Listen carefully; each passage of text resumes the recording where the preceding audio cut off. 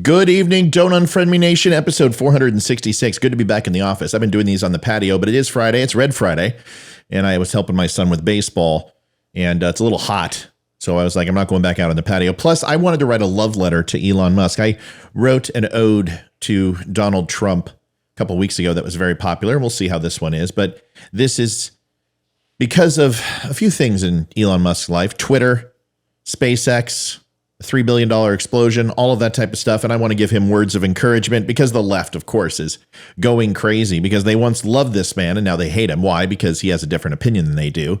And that's usually the way the left goes. I'll be right back. Take a listen to this and I'll catch you on the rebound. Hey, Hogs Twins here. Check out our friend Matthew Spirit at his podcast at The Dumb Show and his website, don'tunfriendme.com. Yeah.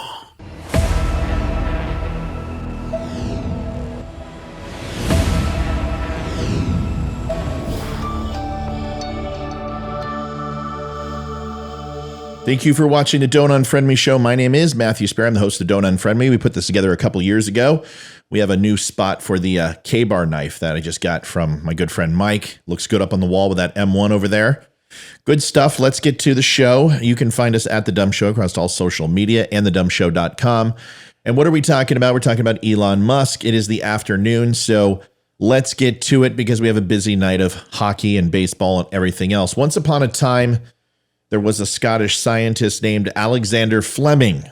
The name may sound familiar, as when we get a mucousy cough, we call it phlegm. That is correct. Well, it's not spelled the same way, but it doesn't matter, and I don't even know if that's true, but it sounds good to me. He was a hardworking researcher, always curious about the world around him, and one day, while working in his lab, he noticed something odd. There was a petri dish containing a bacteria culture, and it had been left out and become contaminated with mold. Fleming was annoyed at first, but he decided to take a closer look, and to his surprise, he saw that the bacteria near the mold had died. This piqued his curiosity, and he spent several years studying the mold and the bacteria. He eventually discovered that the mold was a strain of penicillium, and it produced a substance that he called penicillin. Fleming's discovery was revolutionary. And for the first time, scientists had a substance that could kill harmful bacteria without harming the body's own cells. And this was a huge step forward in medicine, which until then had relied on crude and often ineffective treatments. However, Fleming faced a major setback. He was unable to produce penicillin in large quantities, and his discovery went largely unnoticed for several years. It wasn't until the early 1940s that a team of scientists led by Howard Florey and Ernst Chain rediscovered Fleming's work. Florey and Chain were determined to make penicillin available to the public, but they faced many challenges, and they had to figure out how to mass produce the substance, how to purify it, and how to test its effectiveness.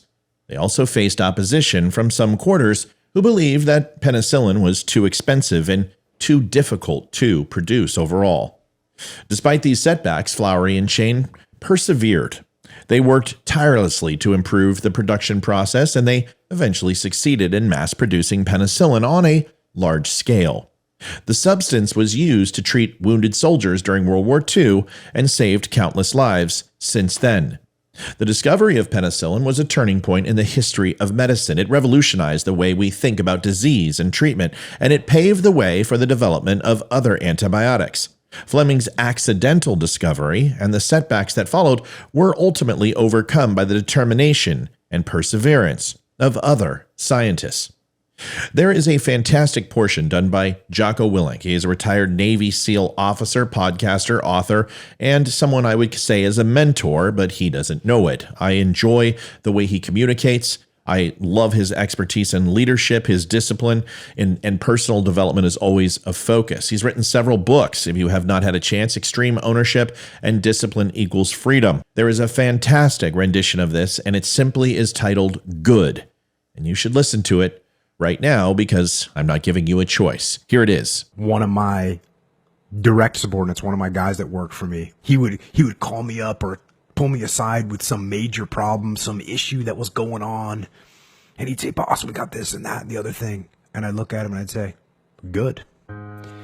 And finally one day he was telling me about some issue that he was having, some problem, and he said, I already know what you're going to say.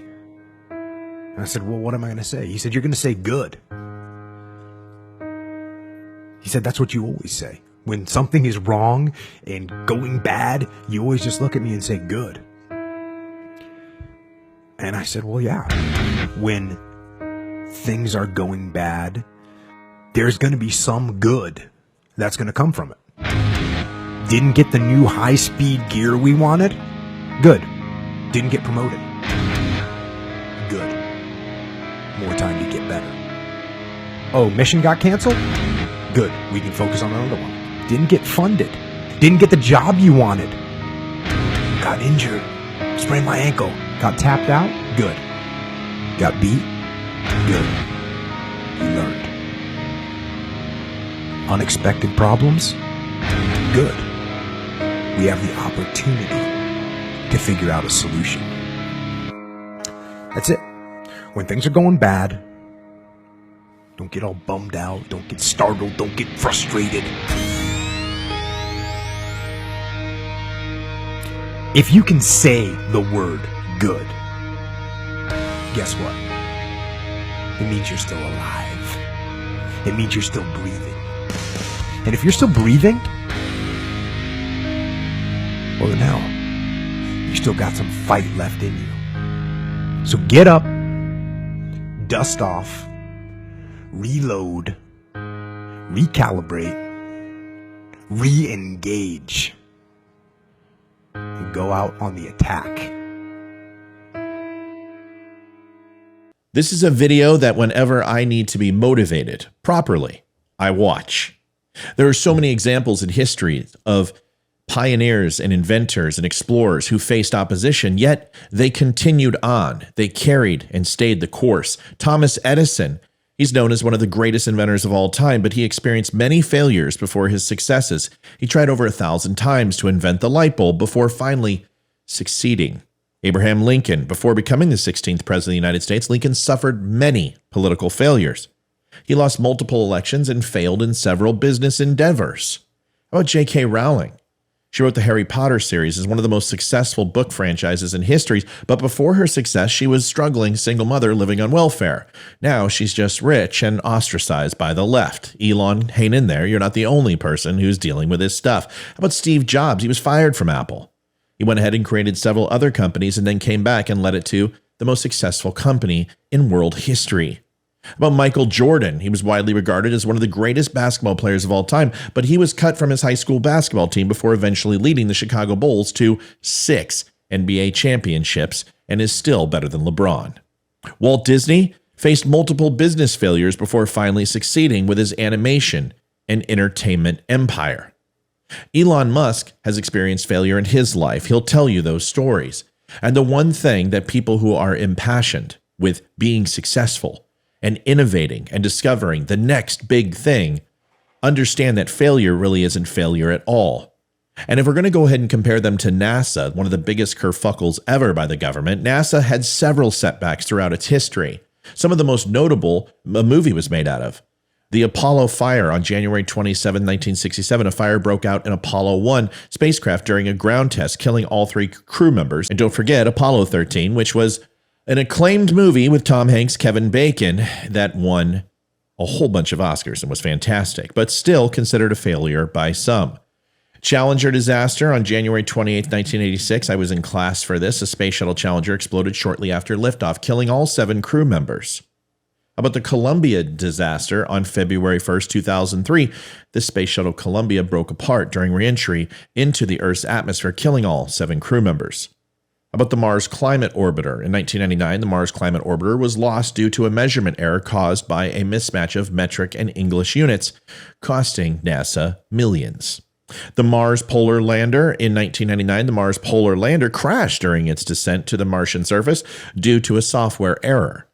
These setbacks have been a tragic reminder of the risks and challenges associated with space exploration, but they also led to improvements in safety and technology. NASA continues to push the boundaries of space, and so does Elon Musk, no matter what setbacks that we have. Let's not forget the twin boosters that actually came back to Earth on a drag parachute and reverse landed themselves. Folks, SpaceX has done incredible things. They will figure this out. This was the biggest thing that space has ever seen, besides a few asteroids and planetary collisions. But otherwise, it's incredible. This is man-made, and there's going to be mistakes. There are going to be setbacks. But perseverance is the key. But of course, liberals are gloating and pontificating on every channel and every social media platform, calling Elon a failure. All because their once idol and prophet betrayed them by emancipating the leftist propaganda machine known as Twitter. The sad truth is liberals can't show us on the doll where Elon hurt them, because this is bigger than them. You would think that a group of zealots who have been saying the sky is falling for 75 years would encourage interplanetary travel in hopes that Mars would be a viable option someday. But alas, they only care about the narrative. So to Elon, I say good. You learned how not to do it next time. Good. You failed, but you had success for longer than most NASA tests over the years. Good. It wasn't perfect, but you have mountains of data to analyze and disseminate. And good, you lost $3 billion, but there is more where that came from. Good, you are despised by those who are small and petty, and I say you have them right where you want them. So get up, dust off, reload, recalibrate, re-engage, and go out on the attack. Folks, thanks for watching the Don't Unfriend Me show. Thank you to Elon Musk for continuing to explore space, the final frontier, except for maybe the gap between liberals' ears. If you would do me a favor, please follow @TheDumbShow. Do me a favor also and go to thedumbshow.com. You can buy some cool stuff like this. And go over to my friend Jason's website at percivalflag.com or pfcflag.com. And you can get a brand new wooden flag like the one you see behind me. They are amazing, and they are made in America, all local out of a garage. And they're not like those big, large, giant producing Walmart-type flags. These are all made in the United States. Folks, thank you for watching. I will be on tonight live with Olivia, with Leroy, Amy, and myself at 8 o'clock. You can find us on all social media, like I said, at The Dumb Show. Please do me a favor, share, like, and subscribe with everyone else, and I will see you tonight live or Monday for my next recorded show. Good night, God bless, and take care of each other, won't you? I'm David Boreanaz with the Cast of SEAL team, and we have an important message for returning vets. We want you to know if you're struggling to cope, there's help and it's just a follow away. The Veterans Crisis Line is staffed with experienced professionals who know your struggles. There's no greater sacrifice in service to our country. We're able to enjoy our freedoms because of it. Your service is important, you are important. For vets and their families, the Veterans Crisis Line is here to help 24 hours a day. Please call